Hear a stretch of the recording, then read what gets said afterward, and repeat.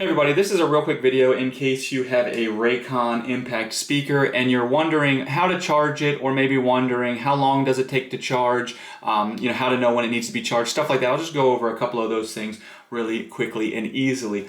So first of all, what you want to do to charge it is basically with any kind of USB-C charger, you're just going to come in here, you're going to pull this little cover that's here, pull this cover off, and it will reveal these jacks here, and this USB-C, you'll plug it in, and right here next to it is a light, and this will blink red while it will glow red while it's charging.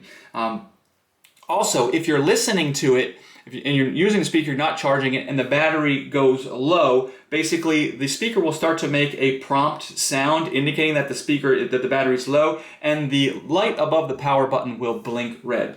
And then finally, when it's totally dead, it takes about 3 hours to go from totally dead to fully charged. And once fully charged, it can last up to 15 hours depending on how intense, how loud the volume is and stuff like that. So anyways, if you're interested in one of these speakers, I'll put a link in the description to where you can get one at a good price. And if this video helped you, if you could leave me a like, I'd really appreciate it. Thanks a lot.